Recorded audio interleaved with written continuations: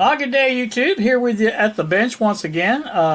This is going to be basically, and I know you guys have completely forgotten all about this, but this will be basically part 3 of the Highland power supply unit build. Last we left off, we had tested the unit with charging some batteries up. And that was before the top was printed, and everything was just kind of sitting in place. Well, a lot has happened since then.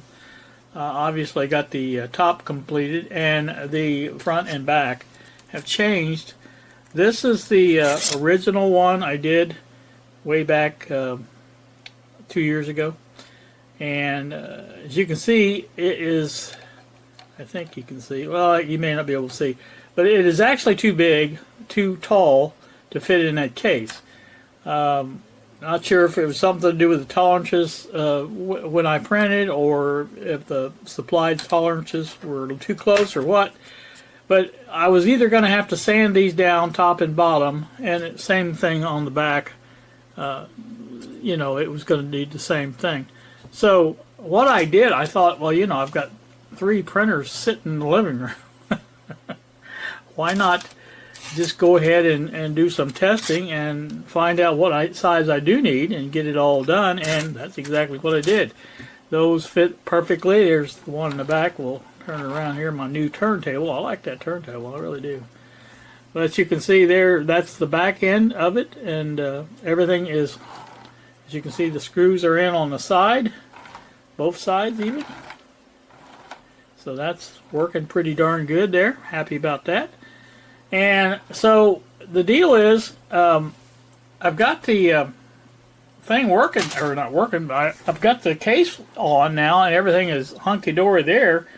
I want to give this thing a workout, tryout, demo, whatever you're going to call it.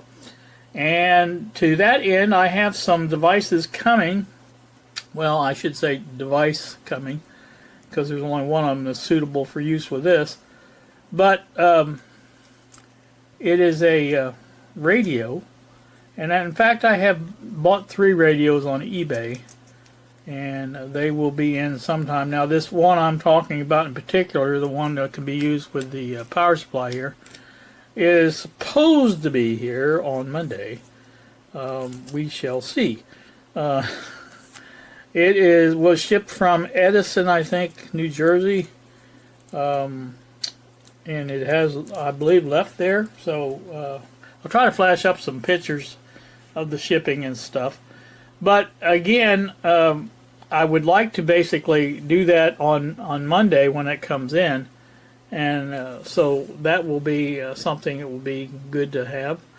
I like to just see, this is supposed to go up 2 amps, and I'm pretty sure that device that's coming in won't draw over that.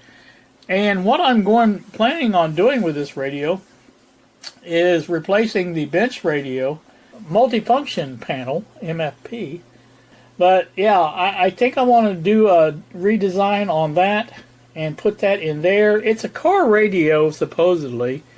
Obviously, it's a cheap Chinese radio, but anyway, we'll take a look at that and play around with it a little bit and see what we can find out with it. Now the other 2 radios coming in are tube type older radios. One is older than the other.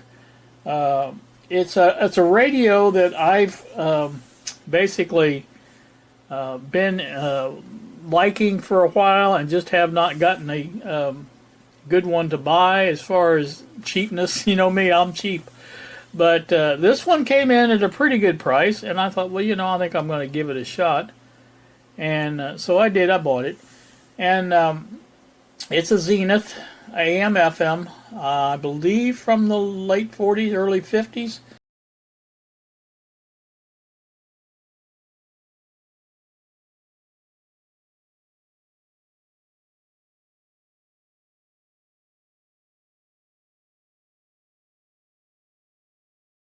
Can't remember exactly when it was from, but it's a little earlier than the other one I bought. But like I said, this is a design I've kind of always admired a little bit. I like the dial design and things like that. and it being a Zenith, it should be a good radio. So, like I said, we'll see. But so the last one I have coming in is a Philco. I found this at the same time I was looking for, or I bought the other two, but this one, I just wasn't enamored with it as far as, it's a later, I think late 50s maybe, 58 I heard knocked around, I don't know, but it is a tube type radio, but it's miniature tubes for one thing.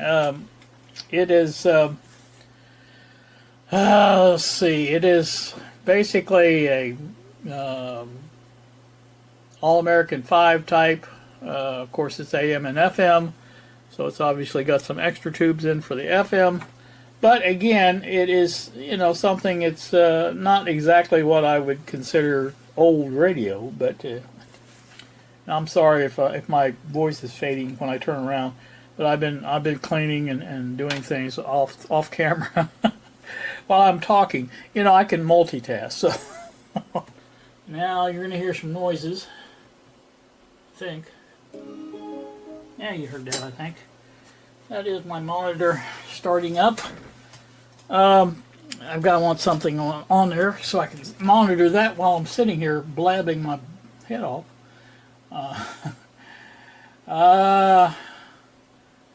Let's see. I've got this thing. The only thing. Let's go back up here. I'm going to show you the monitor.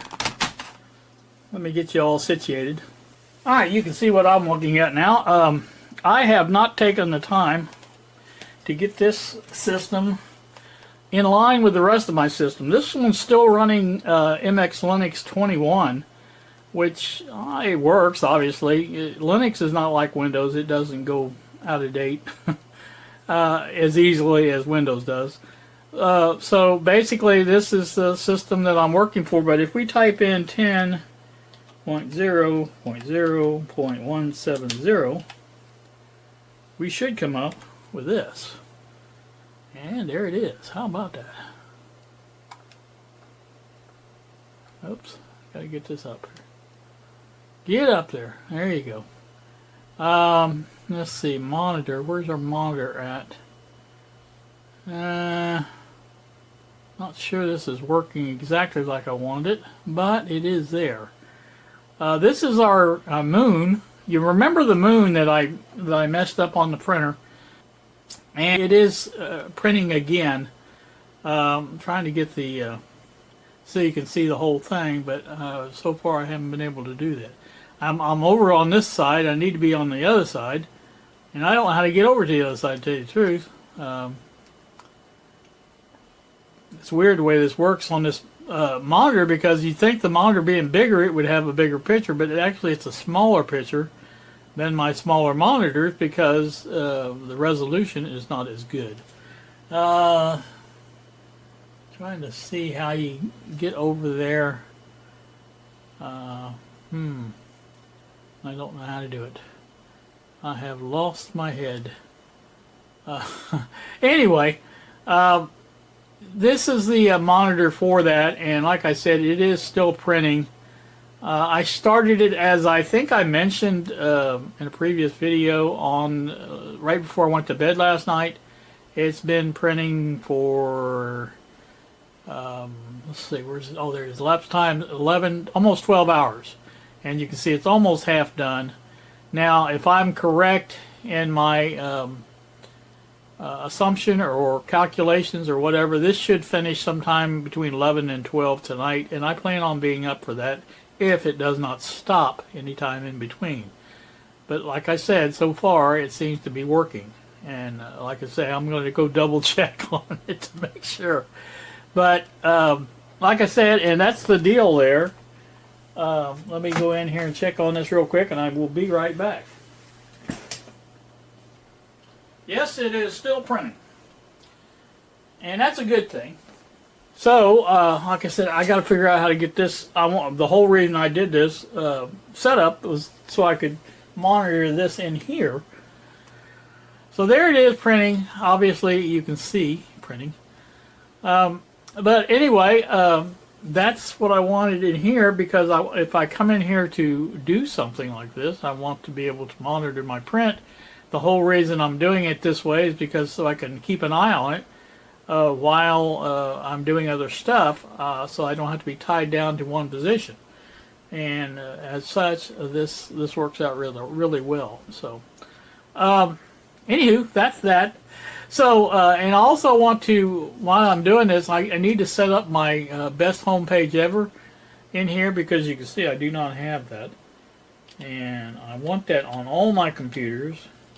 And we'll go there. You can see there it is.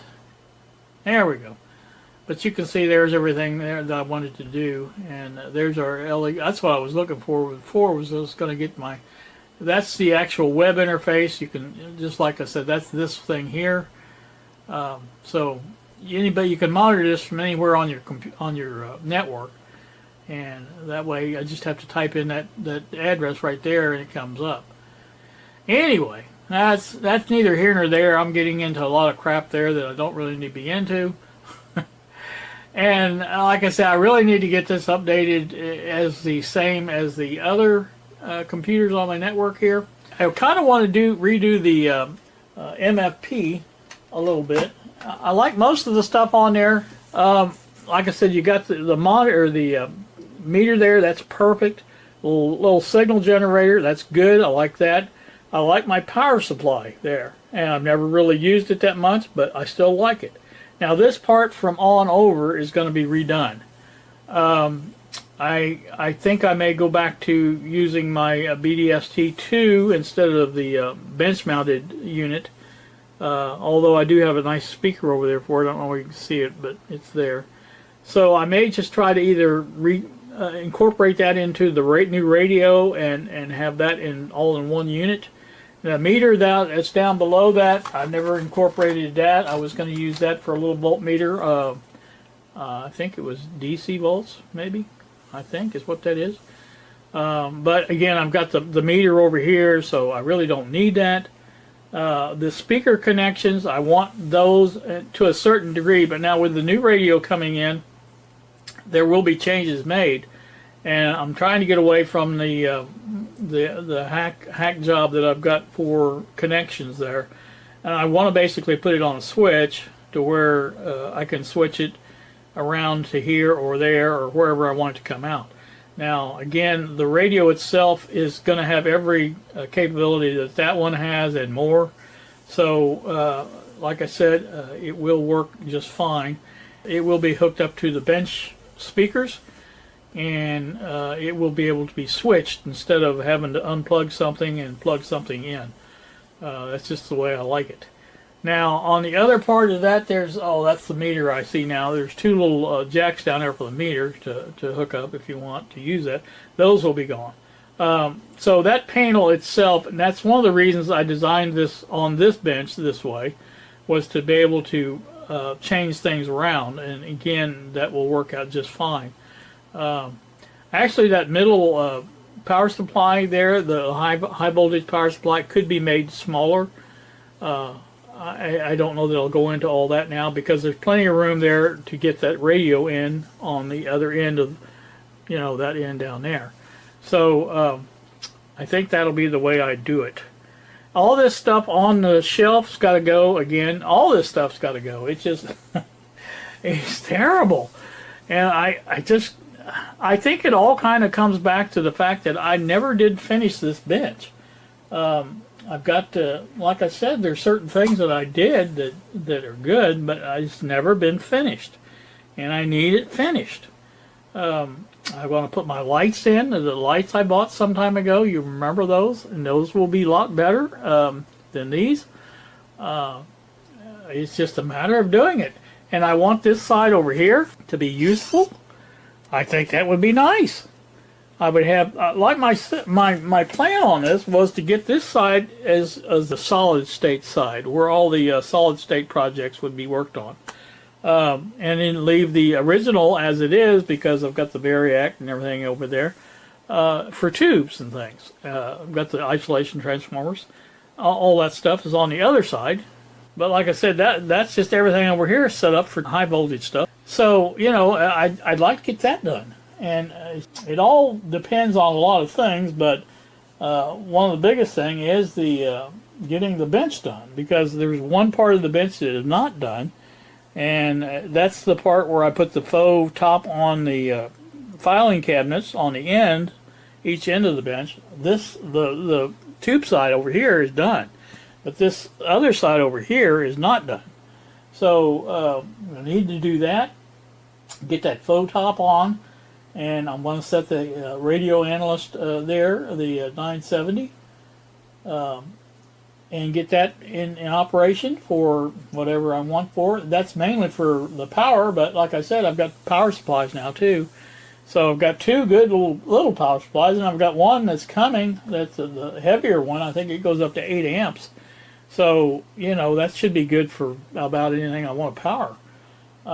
So anywho, that's a good look at where I'm at in my bench. I just thought I would post this now because I've got radios coming, and I'm going to try to get back into working on stuff at the bench. Whether you realize it or not, this is August, but winter is coming.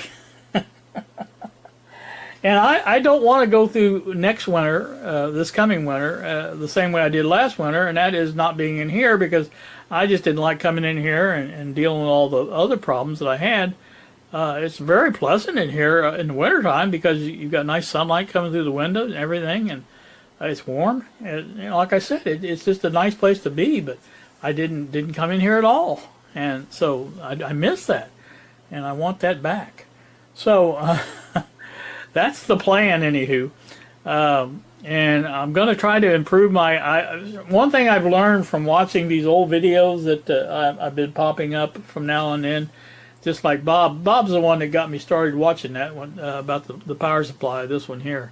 And so the video quality is so bad. Not the video quality, the camera quality. And I don't know if the Sony is that much better, but I think it's a little bit better. I was using the, I don't know if y'all remember the Samsung, and I've done forgot the model number of it. I thought it was a pretty good camera at the time, but watching these old videos, I'm thinking that wasn't as good as I thought it was. And I've got that, what is it? The daggone one everybody uses on YouTube. I can't think of the name of it. But anyway, I've got that camera. And I don't really use it that much. I need to use that more because it's got a better image quality. It's up to 4K. So, you know, I know that's better, and I just need to use it more. Now, this one's good because it will get in a little closer, and it does have a zoom. I was on the zoom before. I don't know if you knew that or not, but I was on the zoom. And like I said, you can zoom in, and it's got an excellent zoom on it. But like I said, it is... There you can see the knob, V and I. Like I said, it is. One of the things about this is unique, and my other cameras are not the same way. Is you zoom in on something and it stays there. You can shut the camera off, charge the battery, whatever you want to do. It'll still stay that zoom level. And I didn't realize that when I started filming this, and I think that's one of the problems. I'm gonna have to get used to that and do that. So. Like I said, it's just not, you have to remember that it start out with it at a zoom level 0 or whatever you want to call it, and do it that way. But again, it's a nice camera. I think it has a fairly decent image. And I have the other ones for close-up cameras. They work great, and I haven't used those in a while because I basically haven't been here on the bench. But that's going to change, I hope.